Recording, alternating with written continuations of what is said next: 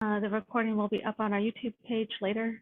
If you don't want to be recorded, you can check out the YouTube page after the event. With that, I'm going to give it over to Webley Bowles, the founder and organizer of Sustainable Building Week. Hi, everyone. My name is Webley. I'm so happy to be here. Thanks for attending Sustainable Building Week. We have a lot of great sponsors and collaborating organizations, and I'm really excited that Oregon Green Schools has been involved from the beginning, and really happy to have the ASLA on board as well. I think that these collaborative events are just really exciting to see how different organizations come together to create a more sustainable Portland. If you go to the next slide, I just want to share some of the SBW events this year, if you're not familiar with it. This is a week of events that are put on by Portland's finest sustainable building organizations. We have 32 events this year. 22 are in person. Oregon Green Schools is in person tomorrow as well, which I'm sure you'll hear more about. And there's also 12 online. So if you're not in Portland or not yet interested in being out and about, you can catch some of those online events. I will go ahead and throw the link in the chat, but just want to say that this event happens once a year, but all of these organizations are so awesome. You should definitely check out more of their events throughout the entire year. Thanks so much, Natalie. Yeah, thank you, Webley. We're so excited this is our first time participating in Sustainable Building Week, and we're so excited to be here. A little bit of background on Oregon Green Schools. Oregon Green Schools is a statewide organization that works to activate climate and sustainability leadership by providing an inclusive network and resources for students, schools, and communities. A lot of what Oregon Green Schools does is related to certification at the school level of green schools, with a number of different tracks that schools can follow to achieve that certification. And then at the local level, the Portland Metro chapter is here to promote sustainability in school design and operation. Our chapter has tended to look at the design side, but we also work on a number of other initiatives, including lifting up student voices, building community schoolyards and school gardens, and working for sustainable funding for school bonds and funding opportunities. You can connect with us. We're on Instagram at PDX Green Schools or on LinkedIn. We have chapter meetings every month. If you do want to be involved in a chapter meeting, please reach out to me, and I'll throw my email in the chat. But yeah, would love to see you and would love to have you get involved. I'm going to hand it over to Kina Volz. She's been working with the Oregon Green Schools chapter here in Portland, and she's now at UPenn. So Kina, thank you for moderating this first part of our panel. Great, thank you, Natalie. Good evening or afternoon, everyone. I'm on the East Coast, so it's evening for me. I wanted to just say thanks for joining us. And with my work with Oregon Green Schools, we've been talking a lot about our assets that are in our own neighborhoods and backyards. In other words, our schoolyards, and how we can start to reimagine them, provide greater community benefit, and really embed them within communities, and also kind of rethink and reimagine how they could be redesigned potentially to support community needs, to support needs of the school districts, and most importantly, students, how they can become another type of classroom in a more robust way throughout many schoolyards in the Pacific Northwest, how they can become potentially wildlife habitat, mitigate environmental effects, etc. So we wanted to convene a number of folks who have been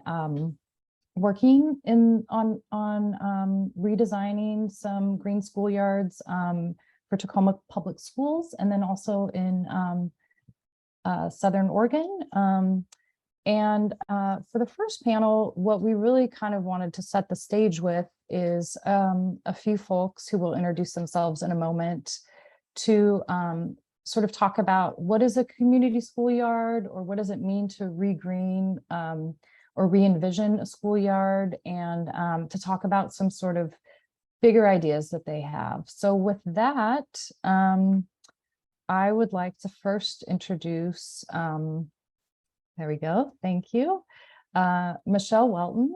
And Michelle, do you want to just say a little bit about what you do with Grow Portland and how you came to working in schoolyards, and what you're currently engaged with now in your work? I mean, I think I'll actually talk about our organization, because my job's not really nearly as interesting as my team's work out in the field.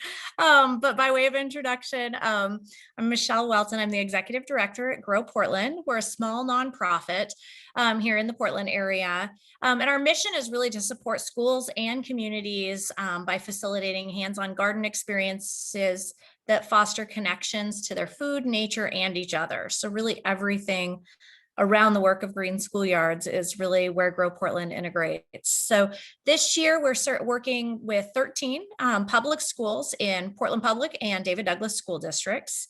10 of those schools are Title I. So really our focus is around students who are often underserved, often don't have access to these green spaces or hands-on learning, but we do serve a variety.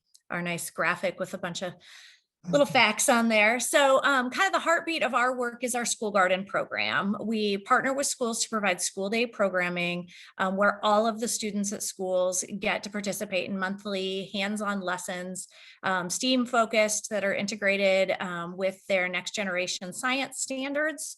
This year we're working with, I need to update my number. We're about 6,000 students this year.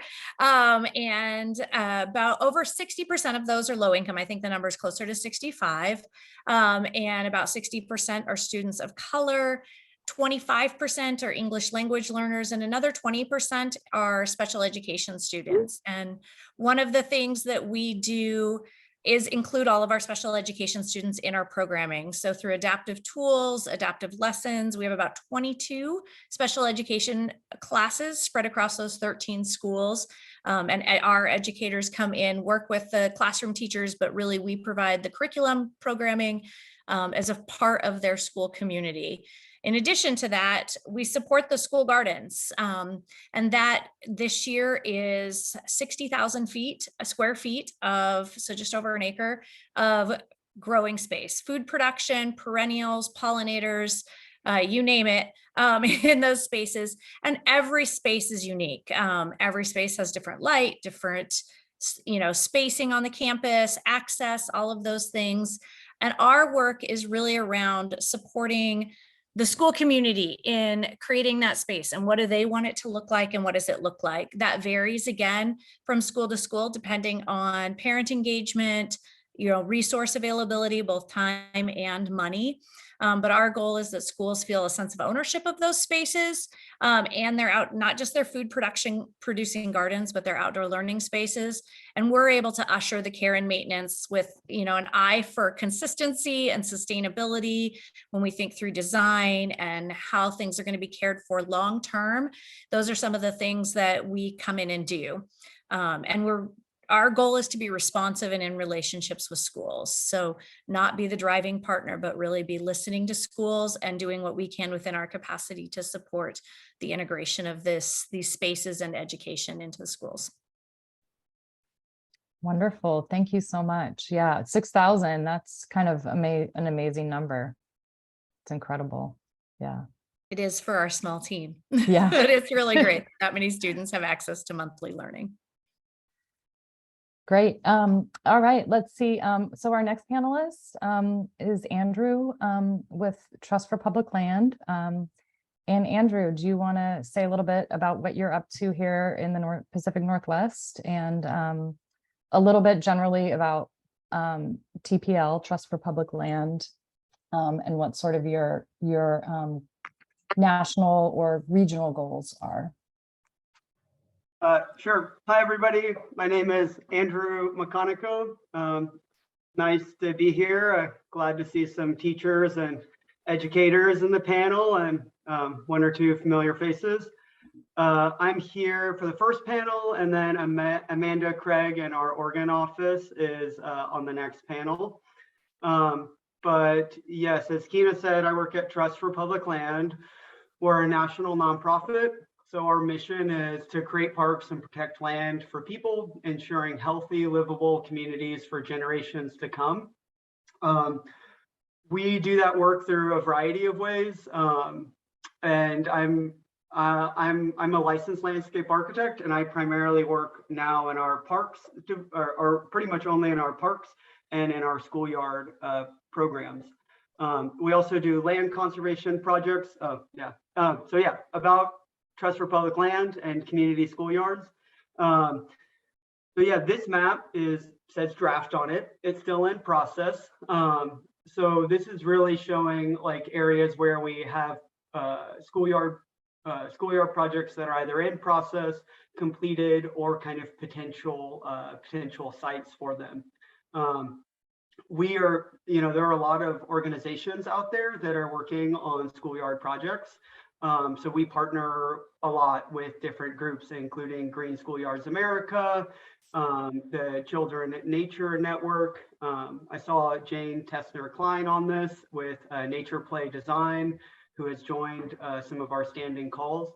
So I'll talk a little bit more about it, but like our big goal is to really kind of have community schoolyards and green schoolyards become a standard practice for school districts. And I work in Washington, and I'm primarily working on five schoolyard projects right now in Tacoma.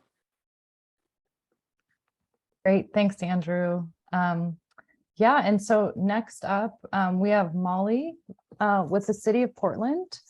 And Molly, tell us a bit about what you're up to. Yeah, thank you so much. Thanks so much for having me here. So I am a community tree planting specialist with Portland Parks and Recreation Urban Forestry. And Urban Forestry's mission is to manage and care for all of Portland's trees for current and future generations. And that can look like, there's 200,000 street trees, more than 1 million park trees, but also innumerable private property trees. And that includes trees on school property. And so our work ranges as far as, issuing permits, monitoring the urban forest, responding to tree emergencies, building community awareness, but then also developing tree planting programs. And so specifically, I run the division's tree planting program called Learning Landscapes. And through this program, I work with students and staff at schools to plant trees at their schools, to whether that's for beautification reasons, environmental reasons, sustainability. Folks come to us for different reasons for wanting trees at their schools. But I work with students and staff to create designs for these tree planting plans, and then working with them to plant the trees. So organizing planting days where the students come out and help us plant.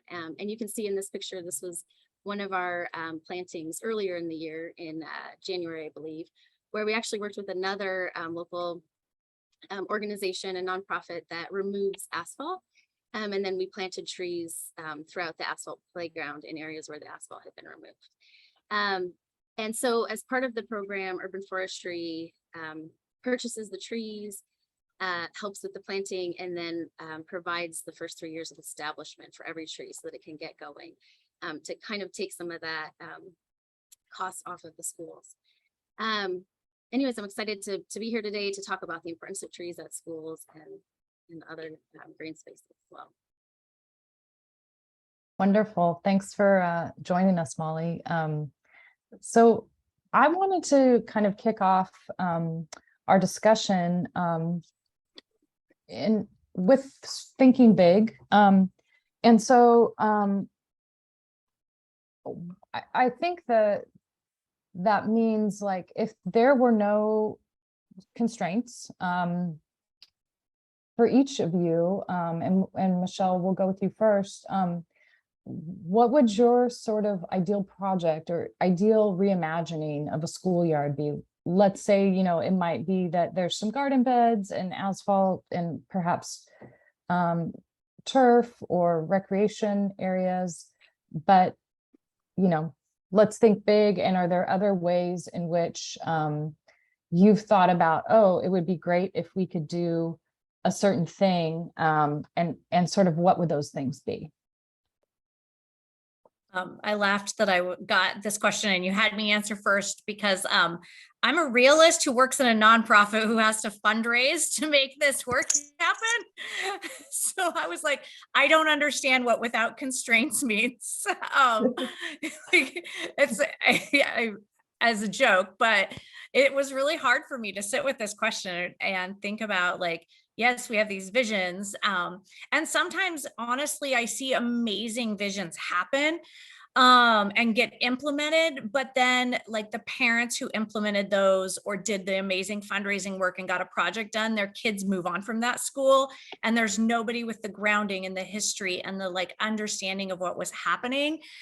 So even when I think about like ideal and without constraints, we hold space for history and we hold space for the community, not just the like who's at the school right now, but like when we're planting trees and we're caring for perennial garden spaces, what is that going to look like in 5 and 10 and 15 years? You know, I have a kid in my life that's in a Portland public school that's 100 years old this year. Like thinking about sustainability and support in those spaces. And it's so fun to get to visit a lot of the schools. There's some really amazing projects in our schools that have happened on green schoolyards and work that is really specific to those spaces and to what works there. But again, the constraints part of the question just kept having me like, what is ideal? But you know, when I look at those spaces, it's really an integration of all different parts of the environment and the natural world, and thinking through like the socio-emotional benefits and how do kids get a chance to at any age feel safe and comfortable in those spaces, as well as interact in a learning environment. How are they great learning classrooms that can be accessed all year, regardless of the weather, and yet still, you know, it's okay for us to be a little uncomfortable if it's a little cold because we're still outside. And, you know, and that's one of the things we work hard on, is to get our kids outside, you know, and students outside every single month of the year. I think at the core for me, like the ideal is community engagement and sustainability in the design and implementation, and the funding and broad support, kind of broad, you know, at every level. Again, neighbors, I think about neighbors a lot because they are the ones that often live there a lot longer than the 5 or 6 years that kids might be at those particular schools. And so how is their support and their engagement a part of the design and the accessibility? And often they're also using it. They're walking dogs through it. They're meeting people up there. So I think the ideal spaces have a variety of ways to connect with the school community. They have input from the community, and I recognize that that input changes as the demographics change, as how we engage our communities change. And so I think there has to be revisiting to that. Just because we did something 20 years ago doesn't mean the community around that school looks the same way, and that there aren't things that can be improved that really reflect the current community around that school. And I also think there's space when we're thinking about engagement that to encourage people to think bigger than just the school that's right next to them, to think about how, especially if you are not living in a community that's underserved, to recognize like the work you're doing for your kids or the school that lives next to you that wants to look nice. How do we make these changes for families and students that might not have the time and resources to engage? So those are kind of my ideal things, really centered around community. Yeah. Andrew, what are your thoughts? And I'm sure you have some ideas too about the community sort of use part of it, because I know a lot of what Trust for Public Land has been sort of looking at is how is that community engagement happening after something has been redesigned and rebuilt? Sure, yeah, it's hard to follow Michelle. I thought her answer was so thoughtful. I also felt like looking at this question, despite being like a big nonprofit, the idea of thinking about not really having constraints on it is really challenging. Right now, I'm very much in the thick and weeds of working around a lot of different project constraints. But I guess kind of thinking back on I guess I was just thinking of an example of something that happened in a call, which is a little bit different than this, but I thought was really powerful.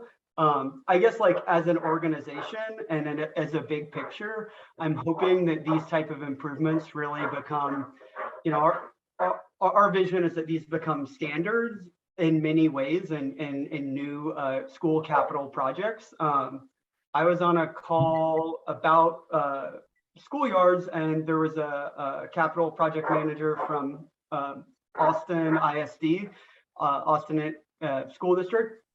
And they said that one thing that they were doing that just like really I thought was so inspiring is that they are making outdoor classrooms a standard of all their capital projects going forward. And what they saw after COVID was that there was this huge need to have outdoor learning environments.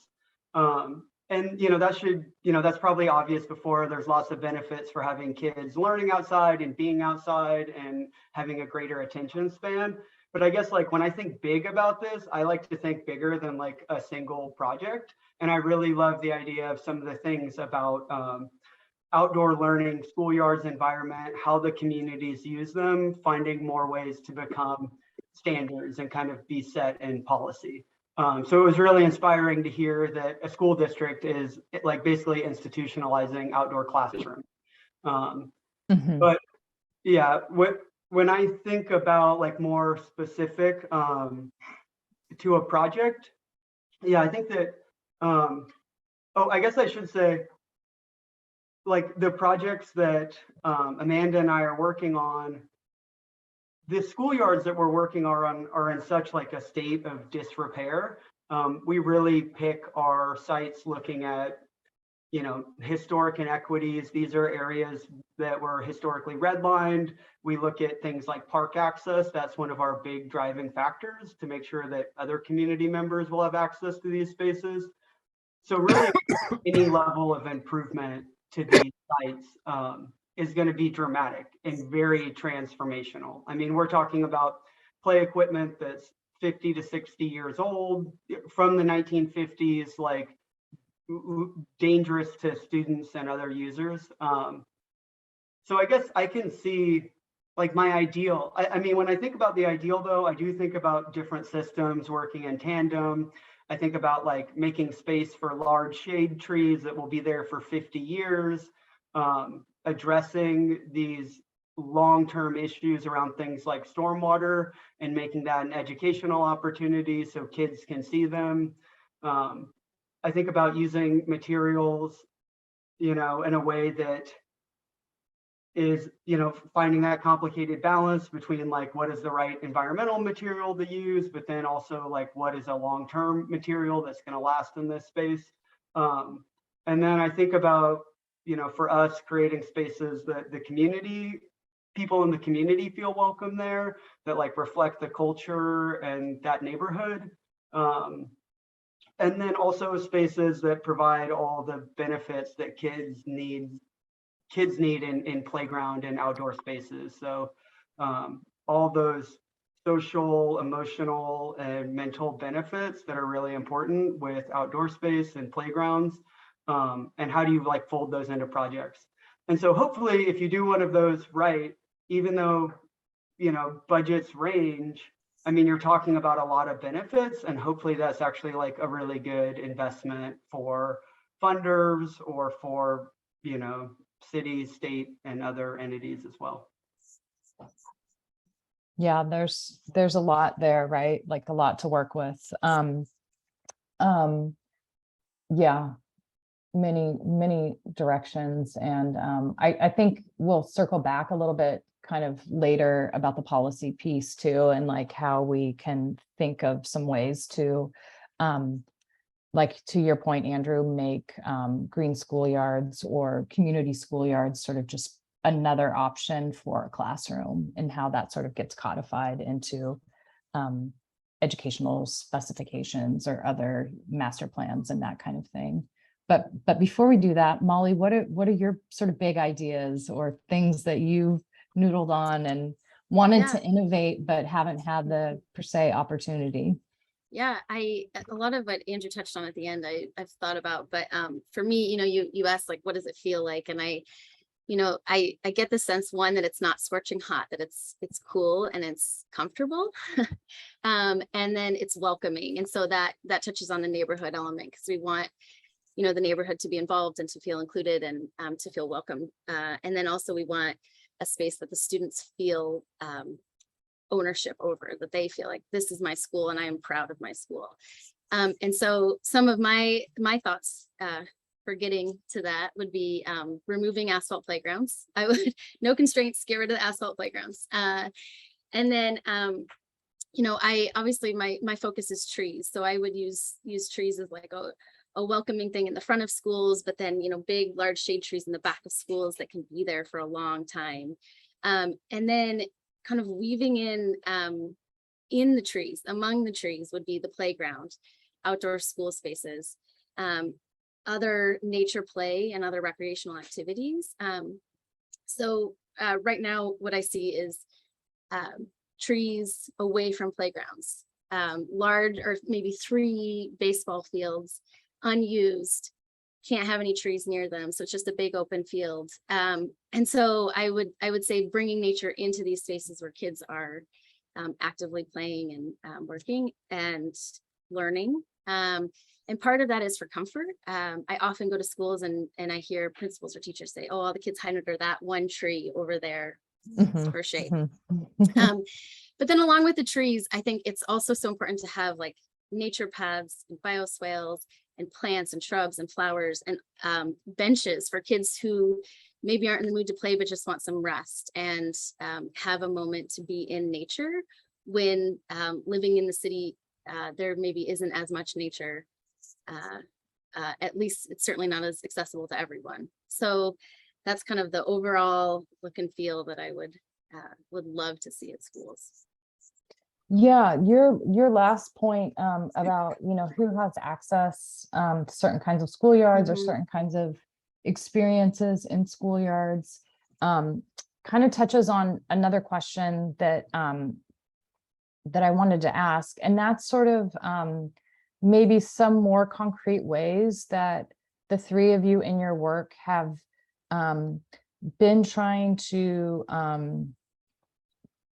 look at schoolyards or outdoor classroom space, outdoor learning through this sort of equity lens. And Molly, you mentioned kind of this idea of like, is every school welcoming, right? What do kids or other people who visit the school, what do they feel? What are their first impressions? So I guess I'm just curious for each of you, how have you been implementing engagement strategies or other ideas to sort of serve people who maybe don't always have access to green space or park space, and what are some targeted things that you think have been effective, and then what are, again, some ideas that you have have been thinking about but are interested in integrating into future projects or future tree plantings, etc. And Michelle, do you want to take it away again? Yeah, I can start a little bit. So much of our work is conversations, and our staff work is centered around, integration of every student and reflecting every student in their outdoor spaces. And I would love, I feel like we've done some really great work, but I think that, we have some really great asks out from grant funders to do this even more, having language specific signage in the garden, the integration of like more, we do a multilingual planting survey out to families every year. Like what kind of things, I always love the answers we get it back, because sometimes they're things that cannot grow in Oregon. But what does a space look like that reflects the community and culture? Access is a big issue if you have kids with physical challenges or movement challenges, making sure you have beds of different heights and pathways that are accessible. Hands down, pathways in gardens and outdoor learning spaces are one of the biggest challenges, I think, from a physical accessibility standpoint and a sustainability standpoint, because the right answer is not cheap. And Grow Portland is an expert at accessing chip drop for free wood chips for pathways and weed control, but it's not a great option for students and community members in wheelchairs.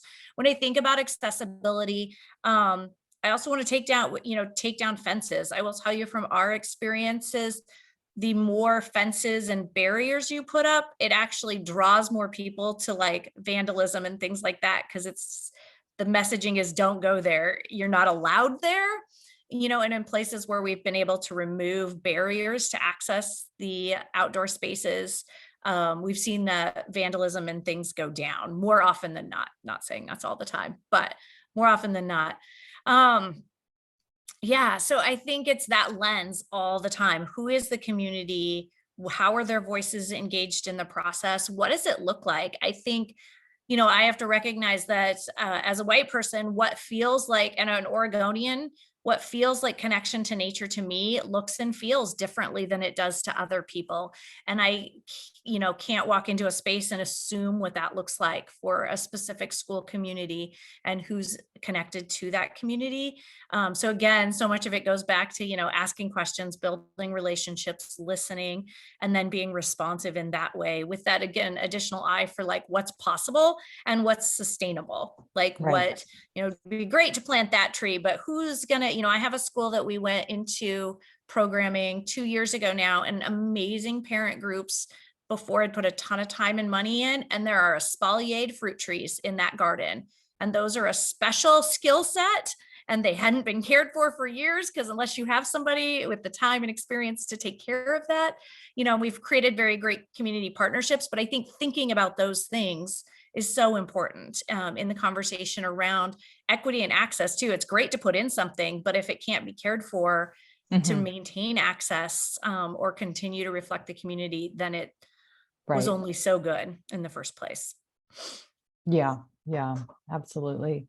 And Andrew, what is Trust for Public Land been in your draft map that you shared with us? What have you all been sort of discussing and trying to integrate in some of the projects, in the Tacoma projects and Chiloquin projects in Southern Oregon? Sure, yeah. I think I'll answer that in kind of two ways, because I think that one is physical barriers, which is a very real thing. And then the other one is, how are you creating a welcoming space in terms of engaging the people who are going to be using that space and creating a sense of welcoming. So I think that one thing that we've seen in Tacoma, which I bet is pretty consistent across a lot of school districts, is that if you go to really wealthy parts of Tacoma or wealthier schools in wealthier areas, they tend to have much more open campuses to begin with. The school district tends to be more comfortable with fewer fences and keeping that campus a little bit more open. And then what we've seen is that in areas where we're working, which are definitely lower income areas, there has been kind of this historical approach of we need to, it's better to just keep these schools closed. It's less maintenance and less work. And so we're not going to have them feel as open, and we're going to use more fencing. And so you can literally go to areas of North Tacoma where there's a completely wide open campus. And then you can go to areas in the south end of Tacoma where the campus is fully, fully galvanized fence for the whole campus. So I guess from a very practical standpoint, just creating access is really important for us. And that's a big part of what we do, is that we basically, part of our process is to make sure that these campuses become open after school hours for community members to use. And in some of these neighborhoods, people are going in the smallest, weirdest entrance they can find because they want green space so badly. So you'll see that like some of these schools where there's a real lack of park access, people are just really trying to get in there and use that space. So I guess at a very practical level is just getting your school district to open up their campuses a bit more and to get more people in there. And then at like a broader national level is really engaging with students, parents, and neighbors to make them start to feel welcome to use that space. And a big way that we've done that in other programs like in New York and in Denver, where we have schoolyard programs, is really through art and engagement in the art process and making it just feel like a much more welcoming space. So the entrance itself is welcoming, but when you come in, they will engage with artists and graphic designers to do like full scale basketball, like fully paint the basketball court. And then Amanda could speak to this, like in Chiloquin, they were working with local tribal artists to do murals as part of that project. And that really directly reflects the neighborhood around it.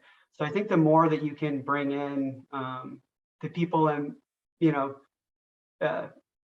kind of like deinstitutionalize the space a little bit and make it feel more like a place where people want to be is a big step. So yeah, I think there's like two barriers. One is like making people want to hang out there, and one is just physically allowing people to hang out there. Mm-hmm. Mm-hmm. Right. Yeah, and Molly, I think what you were describing when we were just talking about like sort of big ideas for how schoolyards could be rethought, you kind of touched on like the sensory aspects of it, which I think is really like just a insightful way to talk about like what you like if you close your eyes, what you sort of see and imagine. And so I guess I wonder, when we're talking about access for people and sort of including as many people as possible, like how do you view that, and how has, not per se the city of Portland, but like you and your work specifically been able to kind of, I guess maybe open up that dialogue with people in that sort of more sensory or sort of somatic, or like, how people feel when they're coming into a space? Yeah, that's a good question. I think, I just think about like the work that I've done with students specifically. I talk a lot about, how they feel when they're standing here versus standing over here, like what's the difference and what's contributing to that. So typically that's usually heat related, right? It's hot here, it's cool over here. And why do you think it's cool over here? So working with the students, there's a lot of educational components that can happen, as well as, students that have different abilities, being able to just, hold a branch of the tree or touch the tree. Maybe they can't participate in the planting, but there's all of like those sensory elements as well. The bark on this tree is like soft and fuzzy versus the bark on this tree, which is hard. There's other things, like sounds, listening to the sounds, whether it's the birds chirping because that's habitat, or it's the rustling wind in the leaves, which is a whole nother reason to plant trees, is because they remove some of the like negative sounds that may come from like traffic or outside noise and bring in these more pleasant sounds. So those kinds of sensory things are things that I have thought about and talked with folks about through the planting process. And then one other thing I just wanted to touch on, I mean, Michelle and Andrew said a lot of really important things, and I don't have a whole lot to add, but just specifically, since my game is like just trees, it's like kind of the one element, with including communities and thinking about the school. There are ways to like incorporate like different species of trees, right, that might be important to those communities. And so like one specific example would be with the Japanese immersion school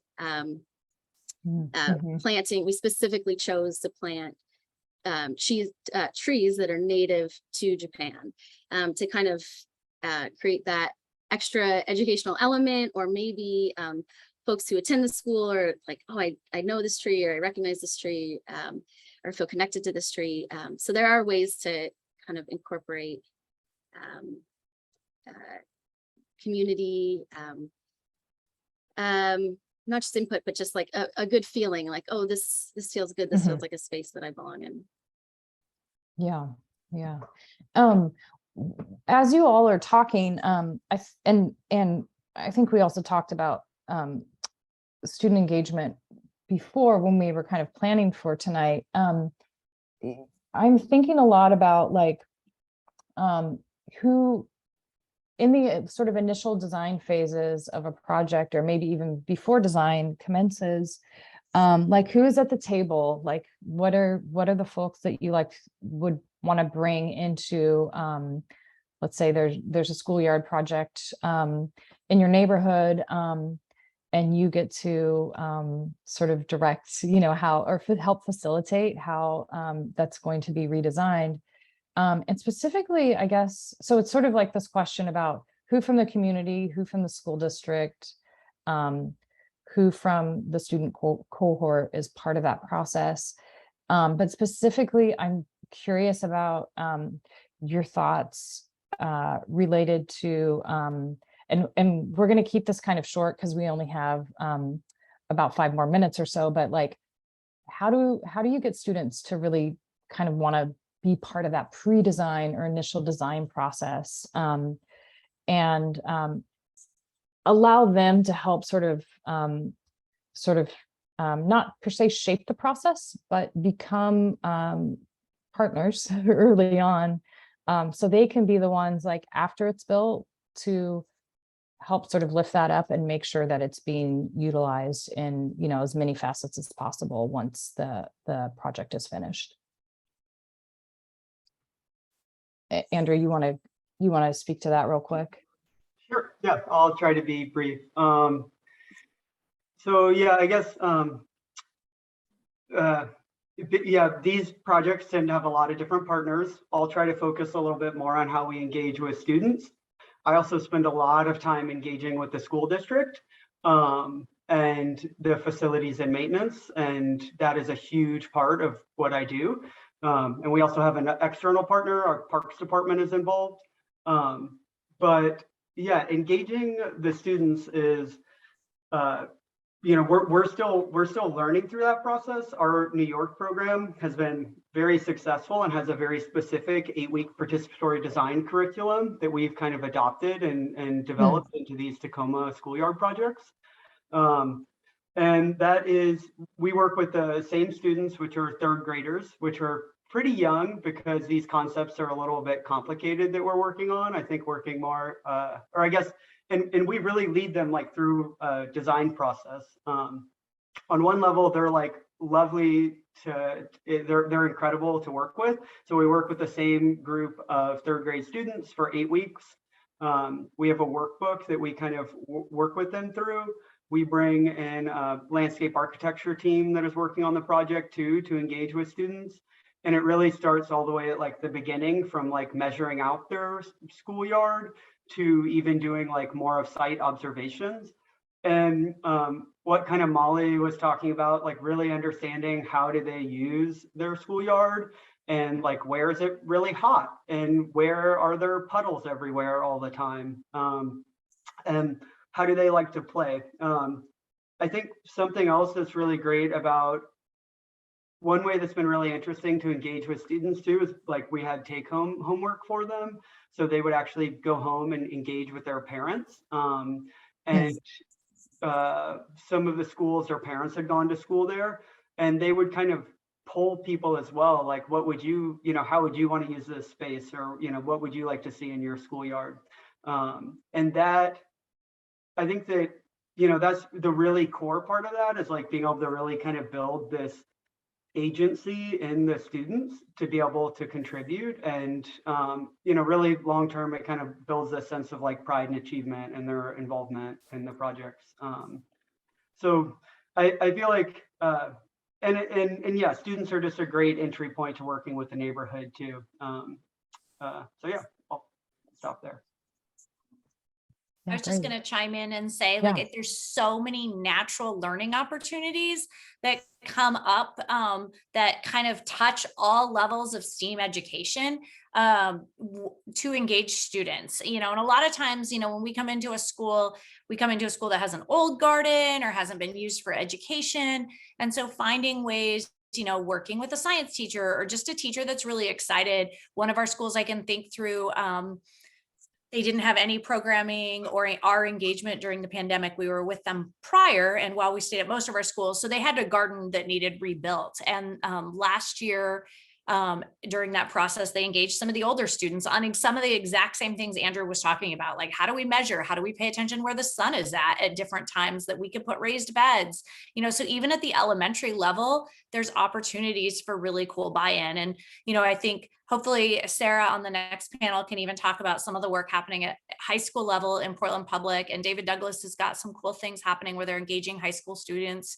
We're starting to be able to welcome them back as interns and support for our garden educators at elementary schools they went to. So like Andrew's piece about parents, having high schoolers who went to an elementary school come back and help students learn and help make decisions about those spaces is just really great. And I think there's so much natural learning that can happen, but it does take time. It's a lot easier to sit back and just make the decisions, but that's how any community engagement process is allowing everybody to have a voice and not just come in and say, I know the best way to do it. But even though that takes more time and planning, I think it's imperative to the, buy-in and the longevity of those spaces. Thank you so much, Andrew and Michelle.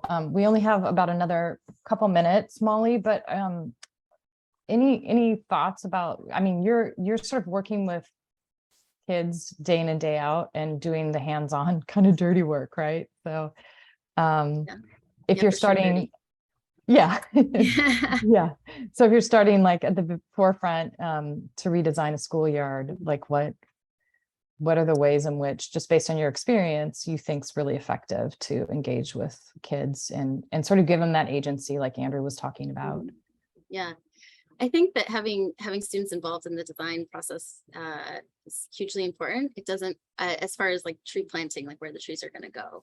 I think that what that actually requires is maybe district or school encouragement to let students be part of that process. So Andrew mentioned we do a lot of work with like district staff and maintenance staff, because and what it kind of comes down to is very specific parameters where trees can fit in the space. And so I think that it would be hugely beneficial to have students be a part of the design process.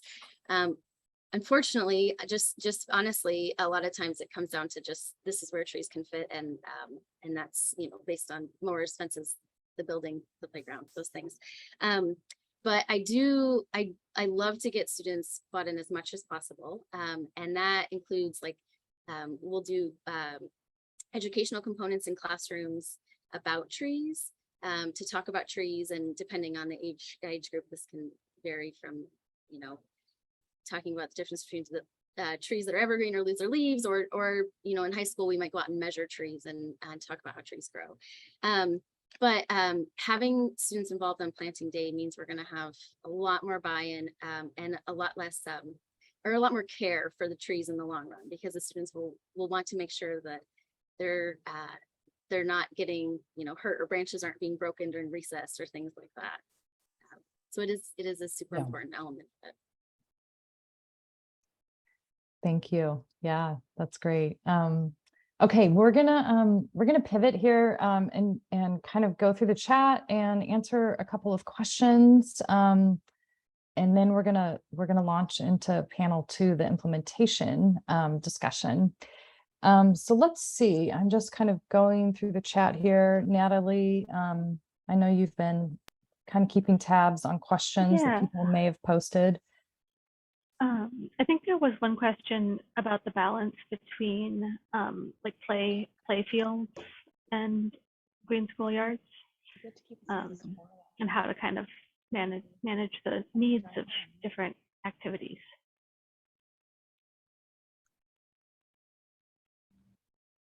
Yeah, Molly, do you want to? Yeah, I kind of had brought that up at the beginning, and I saw it in the chat. You know, and I know that, Far behind and I California thought, versus the California meeting we had this week. um, You know, like, So, I'm sorry, can attendees please mute themselves?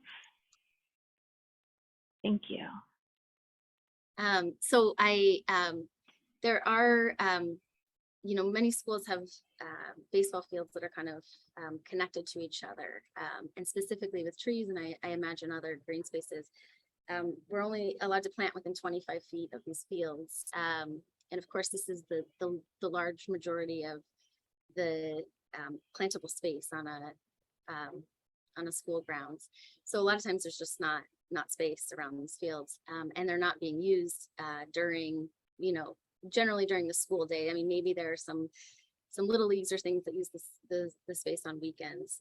And I should say I'm a huge fan of baseball, but it feels like a lot of space going unused that could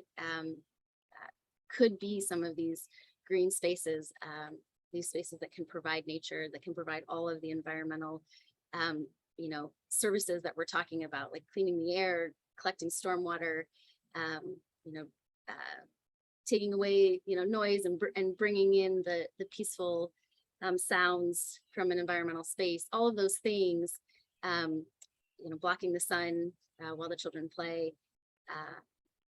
I feel like there's all this open space, and when you have that much open space and when you own this much land in the city, there is a responsibility to look at the benefits of using that space for environmental services and thinking about how we can maybe pare down on some of the sports fields.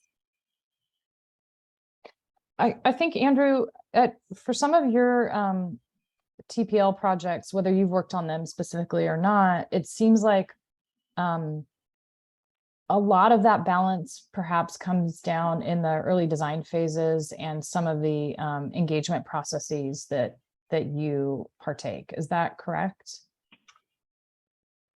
Yes, I mean, I think this is a really complicated question because I think a lot of it is about like, we're definitely working with the school district's need on some of this. And I think some of that comes down to a maintenance question that maybe they're just used to mowing fields, which is something we're encountering. And so they just want to keep fields because the maintenance cost of that is quite a bit lower. Mm-hmm. I think one thing that I have seen that was sort of, I think would be good from a more policy level of school districts and other groups is to like take a harder look at how, like actually to do a study and be like, how much are we using this ball field or the ball fields across our district? And what's happened in Tacoma, which is pretty cool, is I think Metro Parks Tacoma and Tacoma Public Schools are entering into a joint use agreement about their ball fields and some of their sports fields. And what are the opportunities for the Parks District to program some of those after the fact? And I think through a study like that, you could find like, you know, we really don't need 4 baseball fields here or 2 baseball fields here. And that would really give a good, solid reason to be like, we should transform these, you know, these will have a higher and better value as something else. And then, I mean, I would say one of the benefit of if you're, I have heard that like, if you're looking at neighborhoods and particularly lower income neighborhoods, having access to sports having a ball field is a big indicator of access to sports. And so through an equity lens of that, you can also figure out like, is this, you know, what am I trying to say? Has this field just not been invested in enough? And should there be more investment? So sorry, I kind of put more of a complicated answer on that. I think that it really varies a great deal at every school that we've looked at. And then nationally, we have looked at reducing, a lot of our programs are on smaller sites. And so one thing we see is that you get a lot more use out of a smaller synthetic turf field with a much smaller footprint, which would allow for a lot more green space around it. So you could have a field that's 1/8 the size of a different field, and a climate like Seattle or Portland might see way more use and open up space for other services. Yeah, that makes sense. Great. Let's see. I'm not seeing any other questions. And oh, let's see. Tess, you had a question, just wondering about working through rebuilding playgrounds and removing some of the barriers. And are you thinking specifically about accessibility barriers or other types of barriers? Hey, thanks. Yeah, I am thinking kind of really more sort of tactically, I guess. So we are at Chief Joseph Elementary School looking to redo our playground because it's mostly blacktop. And, you know, we've had a lot of conversations and we've done some smaller projects along the way, but just bigger picture in terms of working through, you know, Portland public schools and just any other kind of policy or just kind of barriers like that in the way of, you know, you can't just as a community show up and say, okay, we want to do this with our playground. Everybody okay with it and move on. So it seems like there's a lot of hoops to jump through. So I just wonder if anyone can speak to that.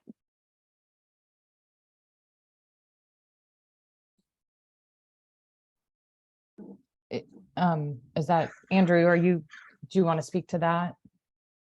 I think there are probably others on this call too who could jump in.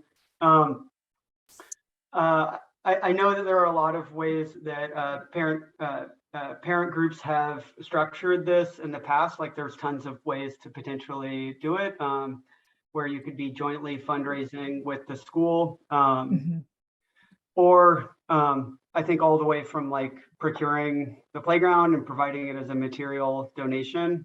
But yeah, I mean, I guess that one thing would be like, I mean, I think that I've seen PTO groups that have been successful at kind of leading a design process internally too, to kind of identify all of those features. So I think that there is an opportunity to kind of develop the vision and then to kind of do more of a funding and cost estimating exercise around that. But I see other hands up as well. And one of the hands that I see up is Ari's, who's going to be leading the next panel, and that's going to be centered around implementation. Do you want to speak to that, Ari? Or yeah, I mean, I thought I might speak to this question specifically because you know, I think we have talked a lot, and the focus of this has really been, you know, the design elements of schoolyards, but you Tess raise a really good point, which is sort of the more programmatic side of developing schoolyards. And one thing that we're doing at Portland Public Schools is really looking at ways that we can have a more streamlined process for when community groups come to us with ideas about how they want to do a schoolyard redesign, that we can say, you know, that's great. Here are the district's goals around redesigning schoolyards, and we want to hear your goals around redesigning your particular schoolyard. And, you know, we have a program in place that really shows, like, you know, these are steps 1, 2, 3, 4, and 5 to getting projects like that off the ground, especially when they come to us from community groups, whether it's a PTO or, you know, a neighborhood association or a group of students and teachers who have an idea. You know, we want to be able to support those visions and those projects, and kind of do our best to reduce the kind of bureaucratic red tape that can make that hard for community volunteer groups to push those forward. So I'm not sure if that's exactly the kind of the main focus of this panel, although we can maybe get into it some more in the second half. And I would say, you know, that question, I honestly think we could have a whole hour-long panel on that itself. Just, you know, how do we support from a programmatic level the sort of like a big picture approach to, you know, getting this done at a district level, and not just at a single site. And I'm seeing that Laura Hall, that you also have a question. Sorry, I'm just trying to keep tabs on the chat and listen in also. I see. So you have a question related to partnering with local jurisdictions or governments, and specifically thinking about like climate resiliency and reduction in heat island effects, and how maybe this process of regreening schools can help with sort of mitigating that. Do you want to elaborate a little more on that? Hi. I brought that up because I heard the mention of Tacoma, and I heard some local jurisdictions mentioned as part of that, and it sounded like a really good partnership. And I'm just wondering how that kind of relationship evolves, if it's just one individual at a school district reaches out, or what. But I ask because here in Portland, the city and the county, we've had major heat emergencies in the last couple of years, and we've seen a lot of suffering at schools because they're in their older buildings, and many of them have asphalt playgrounds. And I'm wondering how one can encourage that partnership to make sure that the larger, it seems like everyone has the same goals, but how do we connect people?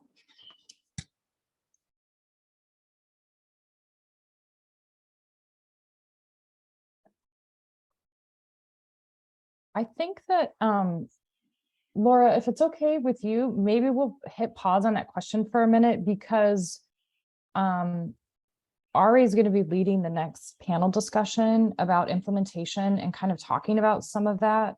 And I think in a way, your question would be a great sort of wrap up to that. And I know that everyone on the second panel also has some experience with like how they've sort of crafted the stakeholder groups for the projects that they're working on. So with that, I'm going to hand the reins over to Ari to start on our next panel. But first, before I do that, I just want to say thank you so much to Molly, Michelle, and Andrew. Really great information, so much collective knowledge and insights, yeah, looking forward to hearing everyone's thoughts about implementation now. So thanks, everyone. Take it away. All right. Yeah. Thank you. Yeah, as well to everyone who just spoke. We have 3 brand new folks to hop into the conversation now. I think that we're lucky to have 6 fabulous experts on this, and I think you'll hear some crossover between topics we just covered and topics we'll cover in the second half. And certainly, the topics themselves really bleed into each other and overlap a lot. And I think a lot of the folks here who are speaking have, I'm sure, kind of worked on both sides, from that visioning all the way through implementation and maybe even on the program design side of things. So we're going to start with introductions, and then we'll jump into some more questions. So we can, we'll just go in order of the slides. I think that it's Vinita up first. Hi, name's Vinita Sidhu I'm a principal at Site Workshop. We're not in Oregon. We're based up here in Seattle. We also have a Tacoma office, and we've been working with the Trust for Public Land and Andrew's McConnico specifically on 5 community schoolyards in Tacoma. Just a little bit of background about my practice and work. We are primarily Washington-based, though do sometimes have projects in other places. And our practice is quite diverse in terms of project size and type. I specifically have been leading our K through 12 school portfolio. And in that, it's been a real mix of client types I've worked with. So I work both on capital funded projects, that are totally new schools or major renovations. But I've also have over the last 15 years worked a lot with PTAs and neighborhood groups that have get their funding through grants. And as I mentioned, I'm happily working with the Trust for Public Land right now. So I think from that point of view, I can offer for this panel a variety of lenses in terms of having, both working with parents that don't know how to, I want to do something, but I don't know how to do it, but also, working directly with school administrators, either as, part of an architect-led team or directly leading that design. So glad to be here.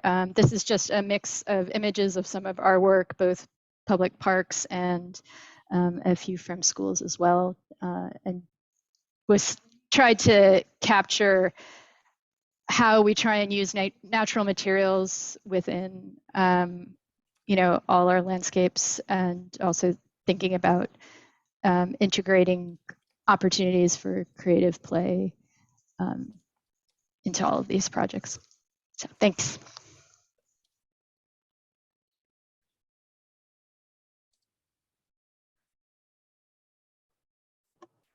Right on. And Amanda? Yeah, can you go back a couple? Perfect. There we go. Awesome. Yeah. Hi, everybody. I'm Amanda Craig. I'm a project manager for Trust for Public Land. And I'm based out of Oregon. And I, like Andrew, I work on schoolyards, but I specifically work in rural communities in Oregon. And this program, which we call the Oregon Rural Community Schoolyards Program, was built off the success of TPL's first rural schoolyard in the country, and that's Chiloquin, which there's a picture of right here. The next slide is just kind of a before and after of the process when we first started in 2019, and then this was taken just before our ribbon cutting ceremony in August. Yeah, that's my quick introduction. Thanks. And how about Sarah? Hi there. I am a teacher at McDaniel High School in Portland Public Schools. I'm in my second year here, and I'm like one of a kind, unfortunately. I have the one sustainable ag teacher position in all of PPS. So there is a lot of ag teachers throughout the state, but I'm the only one in PPS and like kind of, FTE, full-time FTE in an urban environment. So unfortunately, I don't have many colleagues. But yeah, so the picture here is of our new, so we just went through the whole, renovation with the bond and all. And so you can see our greenhouse that the bond money only took us so far with. And then my students, just like probably a few weeks ago, kind of getting things going. And yeah, so it turned out to be a blank slate here. There was a really sweet garden here before the rebuild, lots of like whimsy and cob structures and whatnot, and that all got raised for the new build. And so we're kind of literally building things back up. And yeah, but so otherwise I've been doing this work for a decade. I've been like in and around school gardens, starting just as like a volunteer as a garden educator with Growing Gardens, and then doing program consulting for Food Corps, and yeah, writing like a whole suite of lessons for them around nutrition and cooking and gardening, and writing a program guide for them called the Reimagining School Cafeterias Project, which I think could be a helpful resource for some people in thinking about how to engage youth in, building or reimagining. It's all geared toward like school cafeterias, but it could very easily be for school gardens or green spaces, green schoolyards. Right on. Okay. Well, thank you all so much for joining us. Like Kina mentioned, this second half of the panel is really more centered around the implementation of these ideas. And we're going to talk a lot about the implementation of schoolyard design itself. But I want to start with you, Sarah, and actually ask you about the implementation of a program of something like a high school sustainable agriculture program, or at a lower grade level. You know, I think it's really important as designers that we get to hear and think a little bit too about you know, what happens after the design and the architects all leave, and you've got this like perfectly created space that's you know, that everyone's really excited about, and then everyone packs up their bags and leaves, and then the teachers and the students show up and take over. What happens then, Sarah? Tell us about that part of the implementation. I mean, are we starting off on such a positive note? Yes, we are. Let's do it. Yeah, well, I mean, this greenhouse is amazing because here it is. It's got 4 walls and fans that are working now. But yeah, the bond money only took us so far with, you know, supply chain issues and all that. And so we are at a position where it's kind of like a shell of a space, and there's supposed to be all these like bells and whistles with aquaponics and, you know, well, electricity, irrigation, but it's not quite happening yet. And so I've kind of just had to pivot, like you saw, like kind of just go back to like, let's get some burlap, let's sheet mulch. But as far as, so and now that means kind of just fundraising or going back to CTEs and just kind of, you know, figuring that out. And again, I feel like I'm privileged in that, like, I mean, it's challenging because, right, I'm a teacher first and foremost. Like I can't necessarily always be the one doing the grant writing and all of that, but which is why I think with like elementary programs, you see a lot more of like parent committees, like some of the people that are on the call. So I guess my main feeling is that garden coordinators, like if you asked me my ideal, like what we really need to make all of this happen, it's like the district investing in schools having garden coordinators, because it needs to be, you know, there needs to be somebody who's like holding the pieces together. And so thankfully I get to do that here. But a lot of times things kind of do, as Michelle had talked about, like the really super excited parent moves on, and then you're like, there's not really someone carrying the torch.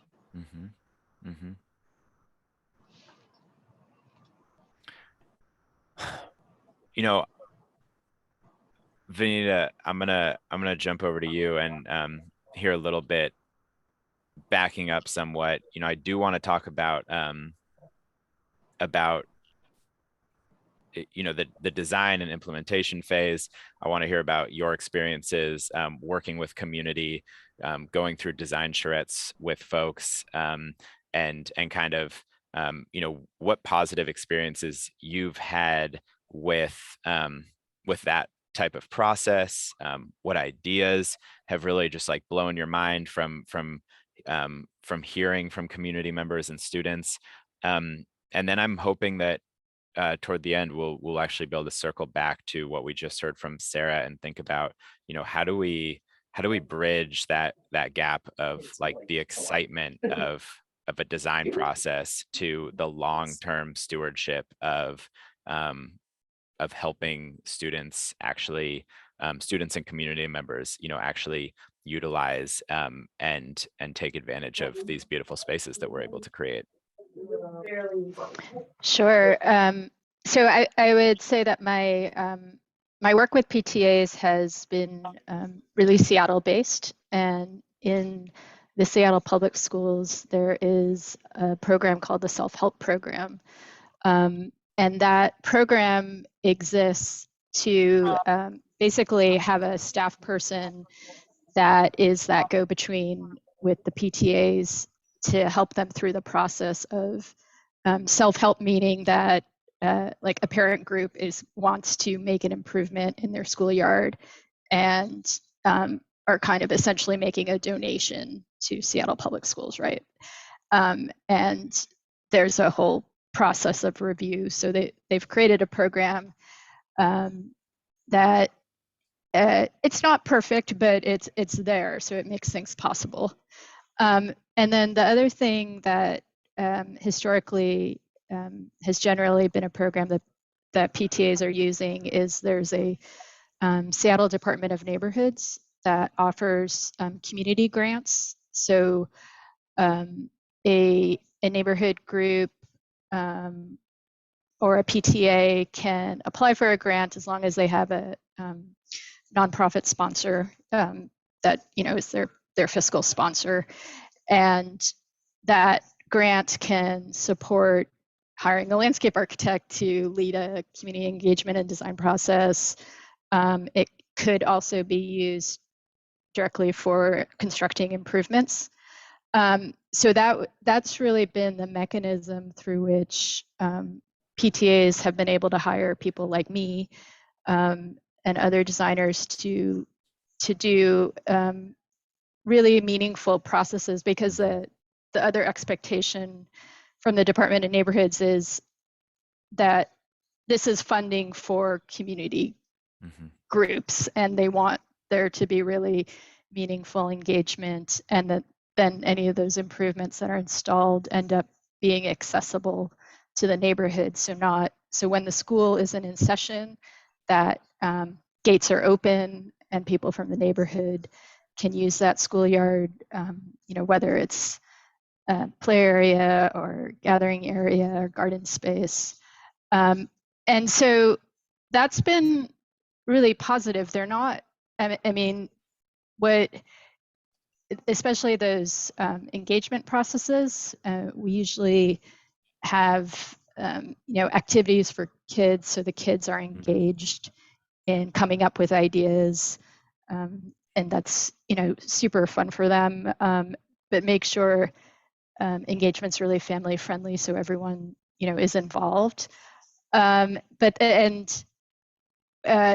Coming up with ideas is almost never hard, because there's so much to improve, and people they just want so much, right? The implementation is always tough. It used to be easier, but with construction escalation here in Seattle especially, it's just been insane that the kind of project we could have built 10 years ago is super hard to build now, and the grant opportunities I haven't found have increased. The joy, kids come up with great ideas. So that's been one of the real pleasures, is when we work on one of these projects, having the opportunity to work directly with kids, and even, giving them a microphone in a public meeting so they can explain a drawing. It's just really, really been great to go through that. Amanda, I thought maybe you could talk a little bit too about your experience designing with community and kind of just some of the positive outcomes that you've seen there. Yeah, as Andrew mentioned before with the Chiloquin project, community-driven design, and actually a community-driven process, was very much embedded in the development of the Chiloquin school. And that took many different forms. Like, we would build, which we're doing with the next 3 schools we're doing in Oregon, rural Oregon as well, is we build a community stakeholder and partnership group. And that's representatives from recreation, health, education, faith-based networks, or like when you're dealing with tribes, you have cultural input, or a lot of the communities we're working in, huge Latinx communities. So we have representatives from all these groups, and they're participating to a certain extent in, the beginning pieces of design and talking about what engagement looks like with the kids and with the community overall. And in Chiloquin, there was a great moment where we found a local tribal artist who wanted to do a mural, and then working with the kids, and the kids picked the theme of the mural, and it was past, present, and future. And so the kids worked with him throughout the process in designing what that looks like and what that means to them, and then what that means to their community as a whole, historically, currently, and what they want their community to look like in the future. So I think, having that very diverse and kind of dense group of people at the table throughout the process as much as possible kind of gives you the most representative and creates ownership in the end result that really brings the community together around these spaces. Can you talk a little bit about the specifics of financing projects like that? I mean, to have so many amazing folks come together is great. And then, as the ideas kind of balloon and the vision becomes more expansive, how any of you, but I'll start with Amanda, how do you sort of piece together various funding sources and create those viable partnerships that allows for a project like that? Yeah, TPL being such a large nonprofit, there's the flexibility in us having funding groups, and we put a lot of need and emphasis in that community building in that first stage, which is bringing all those people in. And then, there's a lot too, that's a lot of time on people. So there's a lot of planning and putting as little tax on the community as possible, because everyone's already overtaxed, especially people who want to be so involved in projects like these. But there are community engagement funds out there, grants you apply for regionally, nationally. Some are very, very specific. We found a few of those with Chiloquin in our next few schoolyards. But yeah, funding's a big thing, and paying people for their time is really important. In projects like these too, I feel like people always want to give as much as they can because it's such a valued project in their community. It's not really an answer, but just kind of the realities of funding and trying to make this as community driven as possible.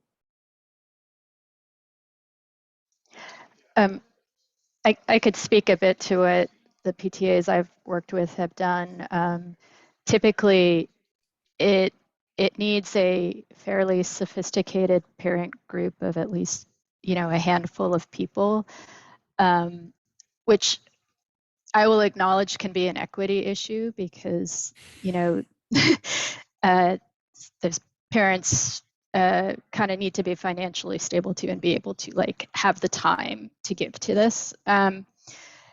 But someone who has experience with grant writing is super important, because usually it means piecing together several different grants and then also leading a private fundraising effort. So trying to get businesses in the community and other parents and to make donations, and probably usually integrating something like donor pavers that we can sell or things like that.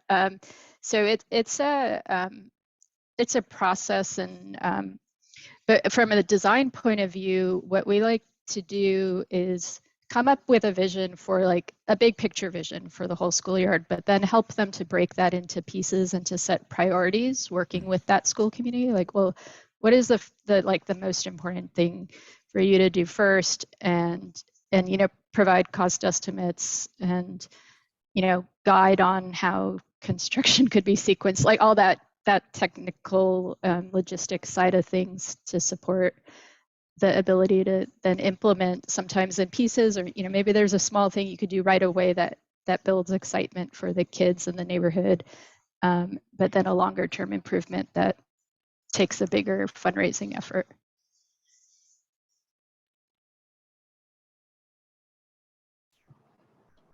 Did you want me to chime in?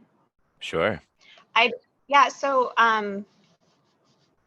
I have been a grant reviewer for the Whole Kids Foundation garden grant, and that's, I think, $3,000 that they award. I forget how many they award per year, but yeah, it's just like, it's really fascinating reading through those and seeing to what degree. I mean, you have your little, like, just starting out shoestring budget garden, but then you have some really complex, like already established gardens asking for that funding. And so it's just interesting that actually, in order to award them the grant, for the most part, they really do need to be established. They need to show that they have a school garden committee. They, like, a lot of things need to be in place with that, like, eye toward sustainability. I also just wanted to mention, though, like, I think with Grow Portland and Growing Gardens, like, I do think those are such key players in making like public school gardens successful, because you have that, like, champion, and you have that, like, on the ground support. And, like, again, because it's part of my job to do this, and it's literally part of the students' jobs in class to, like, tend to the garden. That's one thing at the high school level for me, but for elementary level, I think having a food corps service member, an AmeriCorps service member, or some nonprofit educator there is kind of, so just, yeah, I guess, like, funding through that aspect is what I'm thinking about being so, like, integral. I want to jump in. There's just a question in the chat for Amanda about paying people for their time, and how that community engagement was structured to compensate stakeholders and volunteers.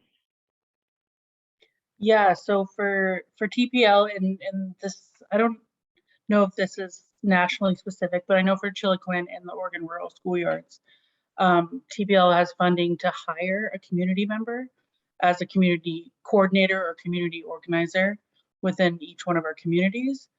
The thought being that the experts on the communities are the people who live in them. And so that person is a hired paid position. And then on top of that, we're trying to put as much money back into the community as possible. So in terms of services, contractors, materials, outreach events, those are some of the ways we're trying to compensate people for their time. But there is a lot of, volunteer time in with it as well. We have, people from the city, people from the school, PTA, cultural community, nonprofits, services. They're all volunteering their time, and that is not being compensated, except that their voice is being heard in part of the process. Nice. Thanks for that.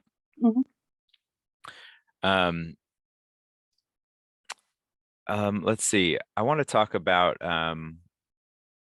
so as somebody who works at a school district, I feel like I need to know the answer to this in order to do my job better. And I'm wondering, what are things through the design process that that school districts have done that have been very helpful, and what are some of the ways that school districts can maybe get in the way of the process?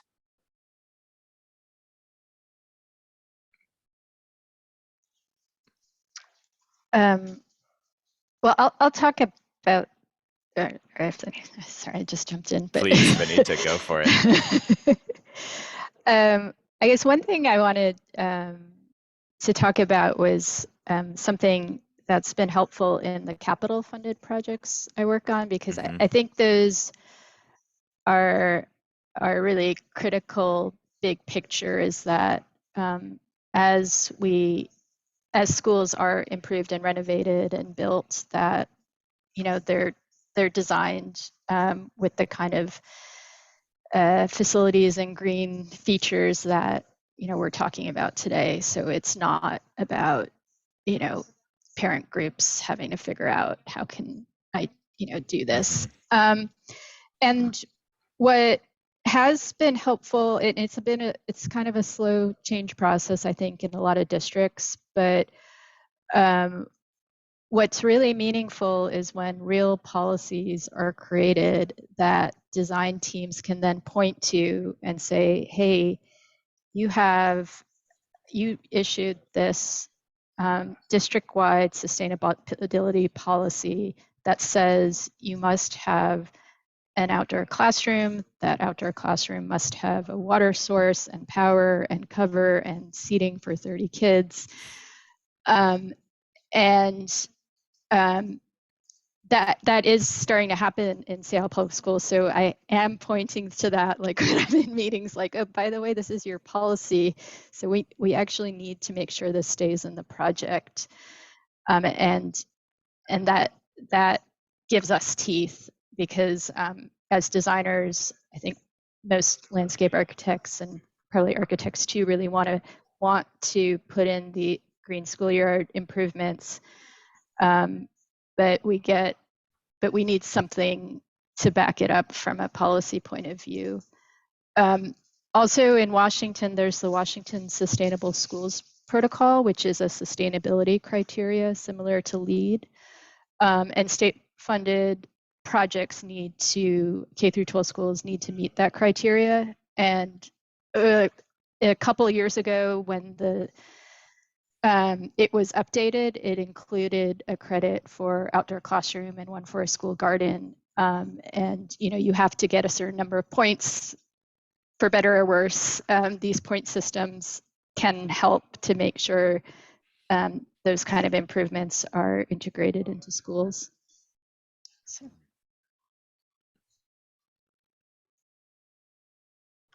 Right on.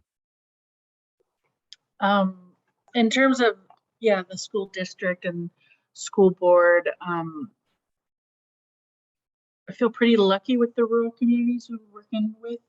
They're very open and willing to, pass, the word's leaving me, but basically a measure that if it doesn't exist that says that the schoolyard can be open after school hours, or if that measure already exists and it's not being enforced, they're very, open into, okay, to get this schoolyard going and make it a community schoolyard, that's what we'll do.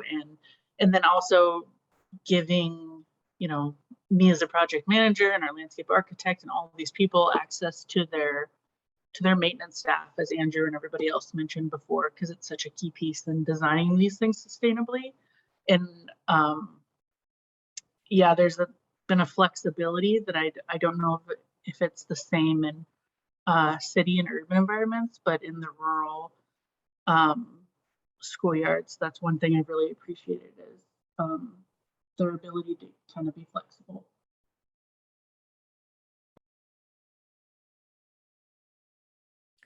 Sarah, anything from your perspective? I know that I'm sure you've had some fun times working with district representatives. What can we do that helps you out on the ground?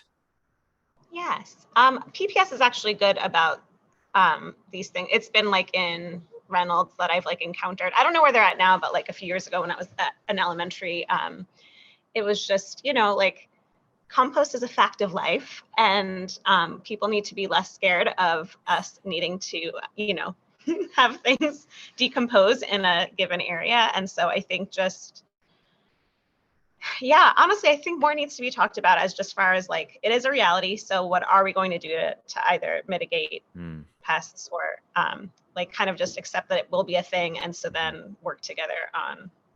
And then also just harvesting for the school cafeteria, I think is a huge way to close the loop and have students share, be proud and share. And so that's happening for us. We had some sorrel on the salad bar the other week. But green beans, tomatoes. So my nutrition manager is super enthusiastic and amenable. And it's just like some districts aren't, and we're working with that, I think. Yeah. Otherwise, you know, water, like just access to like some simple times, it's just like it's just like hunting down a water key, and the fact that water is like so far, like, you know, it's just so far from where the garden is, like accessibility stuff like that. I'm just gonna mute a couple people here. That's great, Sarah. I actually think that is sort of a segue into kind of some of these closing questions I wanted to get to, because I mean, to me, when you talk about composting, for example, that's as like an obvious byproduct of gardening at a school or having a greenhouse, but it comes back to this deeper question of design thinking and sort of designing like into the long term, right? And not, you know, we have to assume like if we're going to design for a greenhouse, then we should be thinking about this question of what are we going to do with the compost. And so, you know, Michelle mentioned in the first half, kind of how communities change and that it's necessary to kind of design for change and longevity in mind. And I wanted to hear your guys' thoughts about that. You know, the word modular came to my mind, but that's not really the word that we want here, because that's, you know, that's sort of like mechanistic, I think. But you know, how do you design for spaces that can be dynamic and that can you know, change and upgrade over time as needs change, or as you know, as you realize that maybe an original design wasn't exactly what folks had intended, or maybe it's not being used in the way that you were hoping it would. Yeah, how do you sort of build that into a process? I don't know if there's a good answer to that, but maybe you all have it. I don't. Vinita or Amanda, maybe you can jump in. Sure.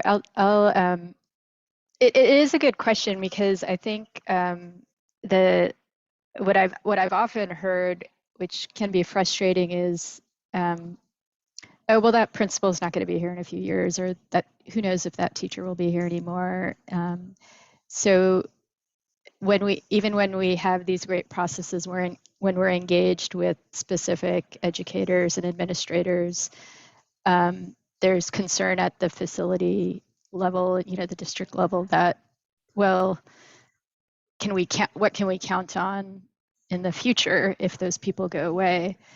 So what I've been trying to do is think about how can we create the infrastructure that is needed, and build it in a way that will endure, so that if there is a group, whether it's parent-led or teacher-led or student-led, that they have what they need to run a good program. So, you know, that gets into making sure there's a hose bib, that it's a power source, that, you know, maybe we create raised planters that that are kind of higher quality, so they're not going to like fall apart too soon. And thinking about adjacency, so if we create an open space that could be used for gathering in different ways, like a whole classroom could be there. We also have on-site stormwater management requirements. Can we locate it near a rain garden? So if there was a science teacher, or, you know, that was interested in, you know, studying what's going on in that facility, there's a gathering area next to it where they can bring their classroom. So trying to think about, well, how can we make this flexible enough that it could do different things at different times as the school community evolves? Yeah. That's great. I think too, there's the environmental component to change over the time, and in some of the places we're working in Oregon, they don't have access to water irrigation at all, and so that's been, you know, a barrier we've been working through in terms of these are really, really hot areas that are already, 100 and 115 degrees in the summer, and there's no shade. So, trying to get trees in, working with community groups to get some sort of watering to get these trees, old enough to survive, and then also just finding alternatives to what green space looks like for different communities, especially as our climate keeps changing, and specifically in these very, very dry areas that are having so many water issues. It's just another component of the work, and talking with the community and stakeholders, and what that sustainability looks like for them and the resources they have.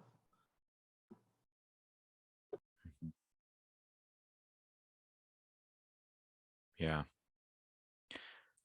I would like to say that, Sarah, what I want to do is earmark some money for you to throw a party, a stewardship party, because, for me, I think that I'm not a designer, but we went through a very basic sort of rudimentary green schoolyard design a couple years ago, and we did our best to kind of host some events and bring some food, and there was so much energy and excitement around that.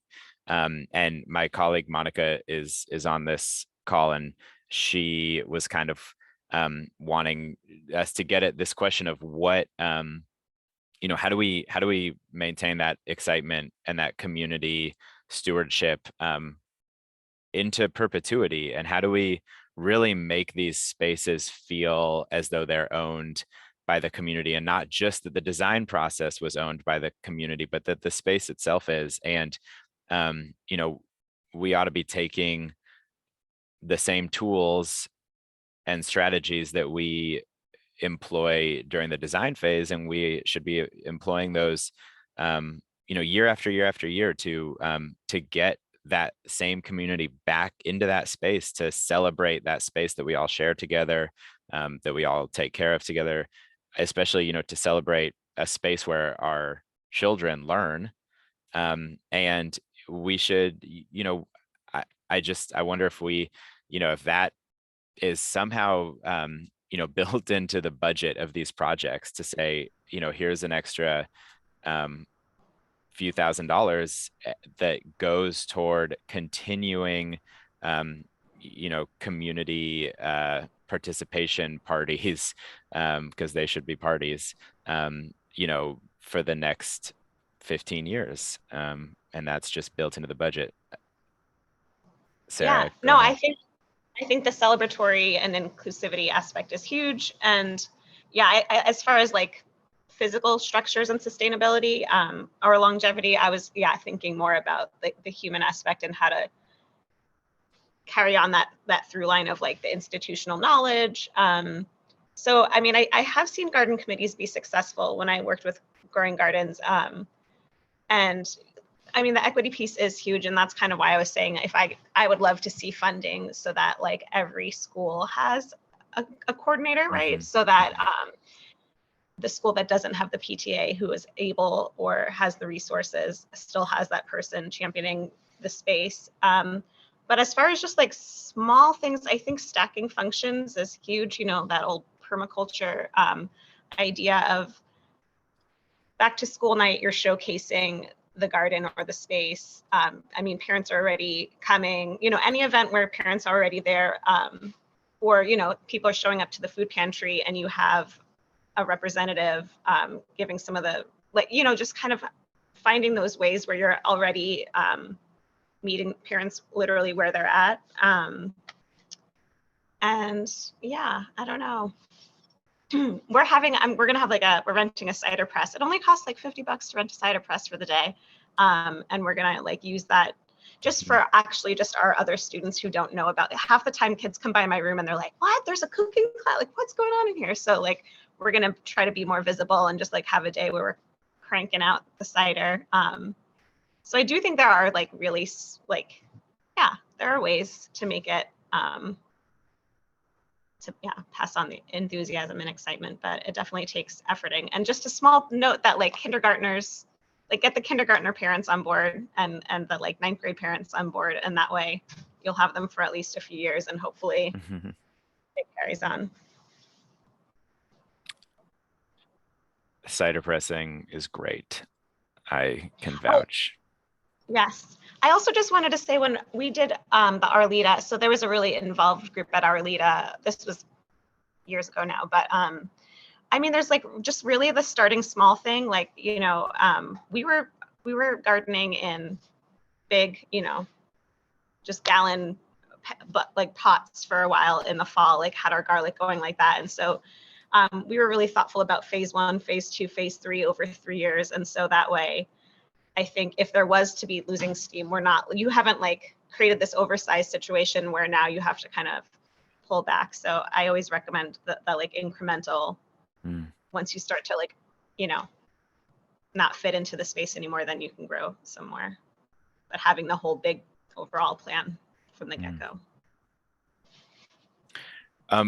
We have about 10 minutes left. I see that there's some really great comments in the chat here, and I guess I just wanted to give a chance to maybe even just read those out loud.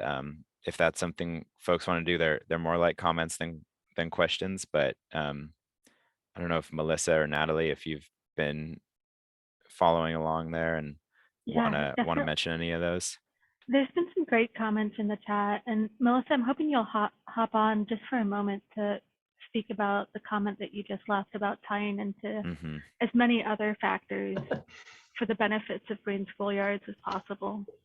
Yeah, I'm happy to do that. And I think, you know, everyone in both panels has really kind of talked about this, but I think the more we can clearly articulate those connections, because it's not a nice to have, it actually is kind of key to the functionality, which is really where you get to that baseline level. And the fact that it can address diversity, equity, inclusion, it can address your infrastructure, climate change, you know, the linkage green spaces have to students' ability to focus, to have their academic success, to their mental capacities.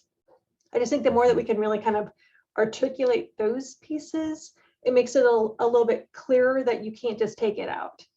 You might have different conversations depending on the audience, but the more you can make those linkages, the stronger the conversation can be. And then the more proponents you can have and more stewards, you know, I think it just opens up the conversation. But yeah, great conversations. And lots of others have added to that comment as well.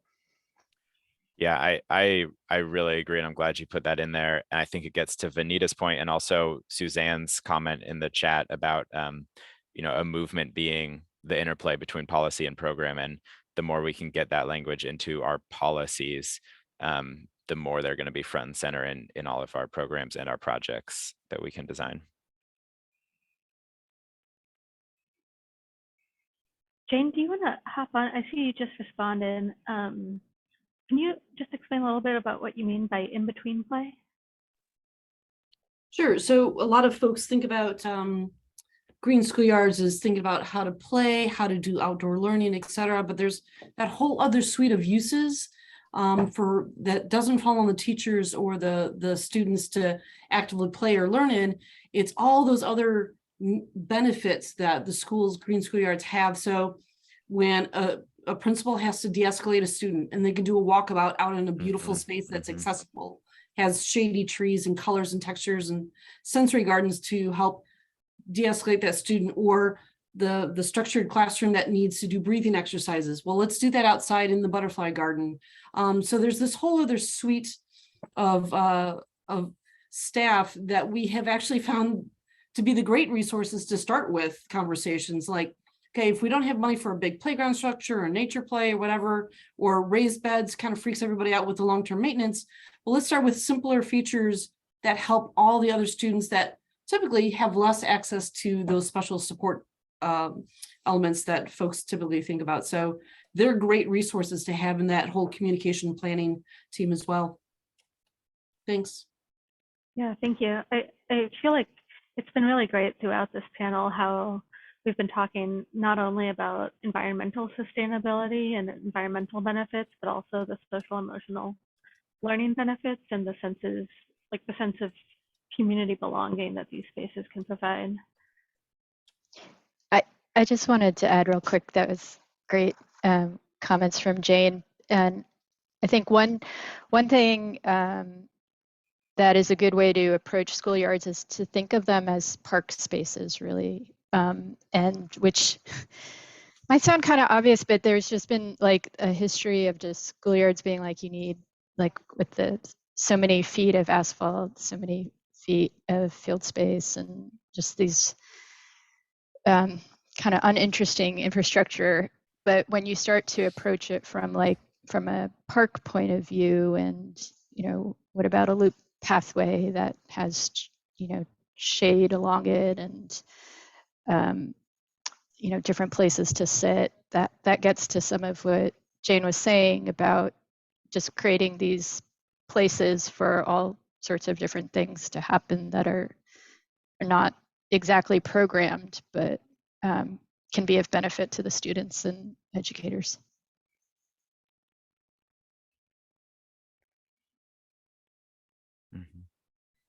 Yes, I've had some very nice times in the regular sort of like foresty wooded area making fairy gardens, and that space, I mean, is like, so yeah, just you can't, it's, yeah, you need those spaces too.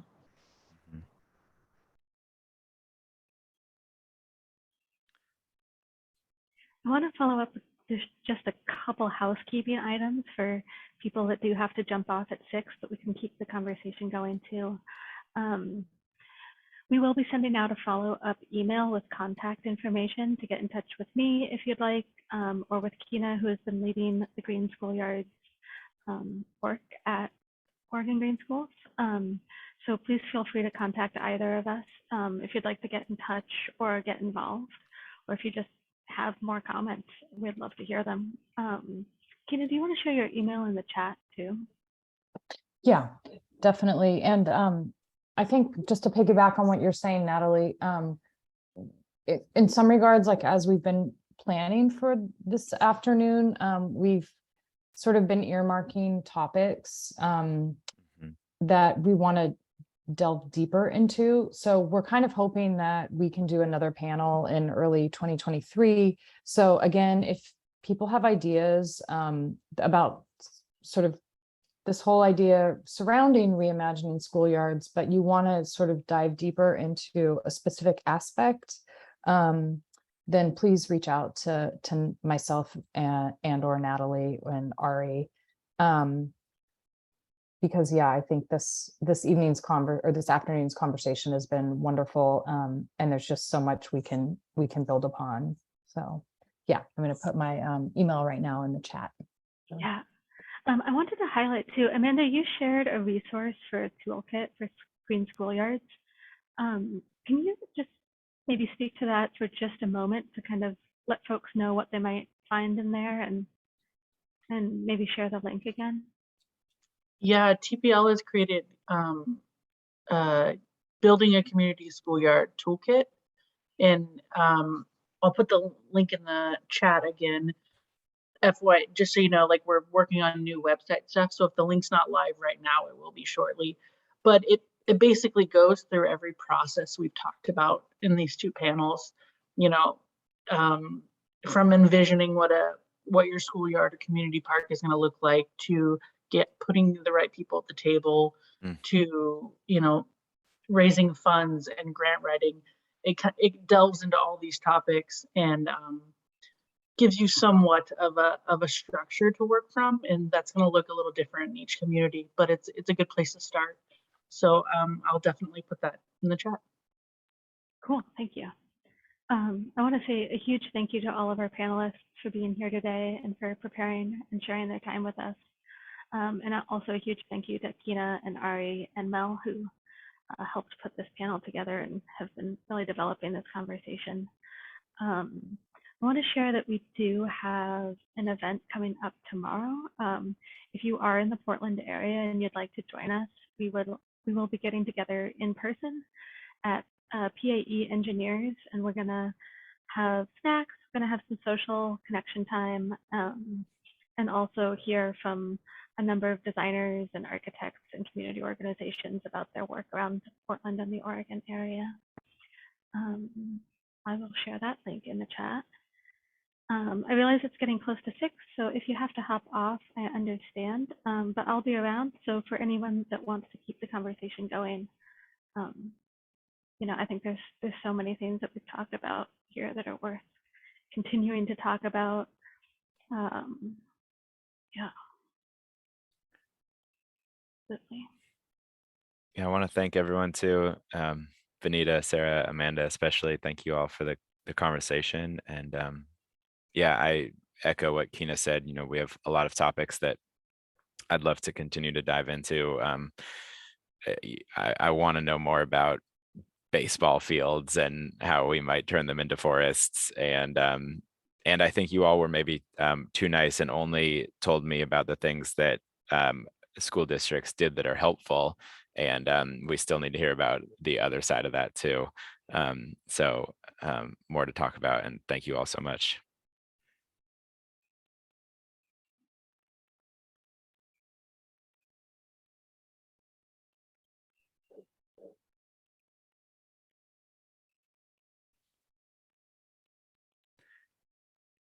Thank you. Yeah, Thank you. thanks everyone. Yeah, thank Hey, you. can I ask Andrew and Vinta, your Tacoma projects, I'm sure are like in the ground, coming along. Is there a website that you're doing the progress of your work? Because it's really exciting. Well, we have 2. The first 2 are hopefully going out to bid soon. Unfortunately, permitting took a really long time. So, and then the next 3 are in the middle of design. So we don't have built images, but we do have design graphics. Andrew, I don't know if that's up. Well, yeah, now we're like moving into shop talk, but we are going to basically our work's a partnership with Metro Parks Tacoma and Tacoma Public Schools. So it's fun that we have 3 big partners. But Metro Parks Tacoma is going to be providing our like updated project page, so we can look there. So if you look at Metro Parks Tacoma, they're actually, which I need to reach out, Vinita, we have to get a project description for all 5. But yeah, there'll be the timeline, and part of that is TPL, as our marketing is much more national. So we tend to, there will be just some bigger community reach going through Metro Parks than there would be going through our website. Okay, thank you. I know those are incredibly complicated sites to fit really good fitting design. So it's really exciting to see that work moving forward. Thank you. They're not too bad. We only had to rewrite a water line covenant. So with the water department, so they've been real, but we're getting there.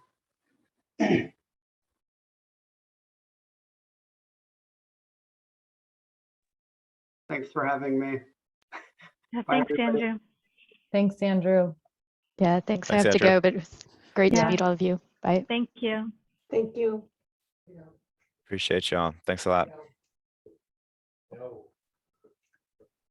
right.